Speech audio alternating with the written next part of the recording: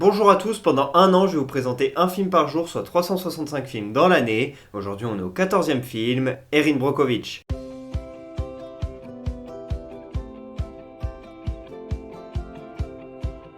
Erin Brockovich seul contre tous, c'est un film sorti en 2000 réalisé par Steven Soderbergh. C'est l'histoire d'Erin, une mère de famille qui est célibataire, elle a 3 enfants et elle est au chômage. Elle va alors trouver du travail dans un cabinet d'avocats et là elle va enquêter sur une petite histoire dans la ville locale dans laquelle elle habite. Certains habitants seraient tombés malades de manière suspecte. Je ne vous en dis pas plus, je vous laisse découvrir ça dans le film. Pour jouer Erin, on a une Julia Roberts au sommet de son art qui gagne un Oscar et le Golden Globe de la meilleure actrice pour sa performance. Ce sont les seules récompenses du film et la vraie Erin Brockovich fait également un caméo dans le film en tant que serveuse. Pour jouer le boss d'Erin, on a Albert Finney que vous avez pu voir dans Scrooge ou dans Big Fish et puis on a aussi Aaron Eckhart qui a joué double face dans The Dark Knight. Et à la musique, on a l'un des plus grands compositeurs de ce siècle, Thomas Newman, qui a été nommé 14 fois aux Oscars, notamment pour La Ligne Verte ou pour 1917, mais sa musique n'a jamais été oscarisée, un grand oublié de l'Académie. Et puis ce qu'on peut dire également, c'est que le film a rapporté plus de 250 millions de dollars au box-office sur 50 investis, un immense succès.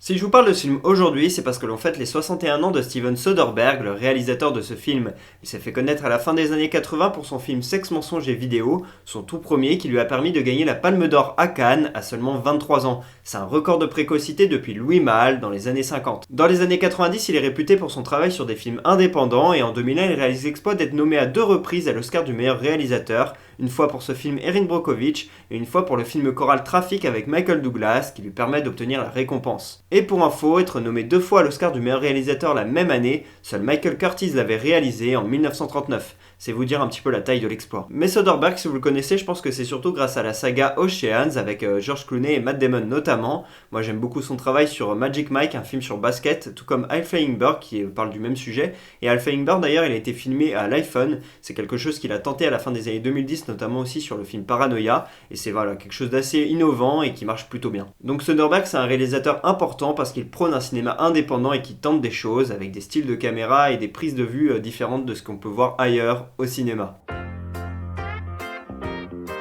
Ce film, je l'ai vu il y a quelques semaines pour préparer ce concept, un samedi matin. D'habitude, le samedi, moi, c'est grasse matinée, je me lève à 10-11 heures. Mais là, je me suis levé à 9 heures, je savais pas trop pourquoi, et du coup, j'avais du temps à tuer. Je me suis dit, je vais me regarder un film, Erin Brockovich, et j'ai beaucoup aimé, j'ai décidé de vous en parler dans ce concept. Et le film, il se base vraiment sur la performance d'actrice de Julia Roberts, et le fait qu'elle fonctionne très bien à l'écran, qu'elle joue très bien, et ça fait que le film, il est excellent. Et ce que je peux dire également, c'est que le film, il m'a directement fait penser à Dark Waiters, parce qu'il parle un petit peu du même sujet. C'est avec Mark Ruffalo, c'est un film qui est sorti en 2020 ou 2021 et j'avais plutôt bien aimé ce film, mais je trouve qu'Erin Brockovich est encore meilleur.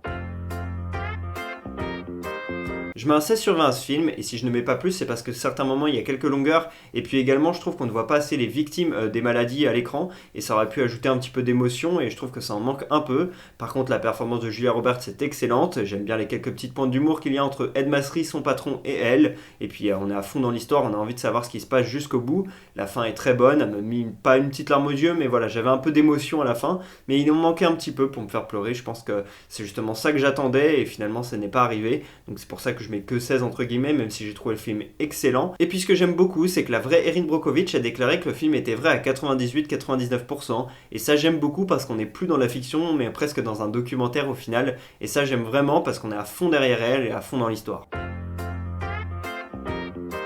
Première anecdote, avec ce film, Julia Roberts est devenue la première actrice de l'histoire à être payée plus de 20 millions de dollars, un beau salaire. Deuxième anecdote, Erin dans le film, elle parle de façon houleuse de son ex-mari qui n'a pas assumé son rôle de père, la laissant toute seule avec ses 3 enfants. L'ex-mari, il est revenu à la charge en la menaçant, parce que selon lui, le film, il entache sa réputation, mais voilà, les menaces étaient beaucoup trop fortes, et donc Erin, elle a été saisir la justice, et donc des mesures ont été prises contre lui et contre son avocate qui était trop véhémente. Troisième anecdote, la vraie Erin Brockovich, elle travaille aujourd'hui pour son propre cabinet de consulting sur des affaires similaires. Le combat continue. Voilà pour ce 14e épisode d'Un jour un film, j'espère que je vous aurai donné envie de regarder Erin Brockovich seul contre tous. Pour ma part, je vous dis à demain pour parler du 15e film de l'année, et pour que vous sachiez de quel film on va parler, un petit indice, amérissage. Donc voilà, dites-moi en commentaire si vous voulez de quel film on va parler, à demain.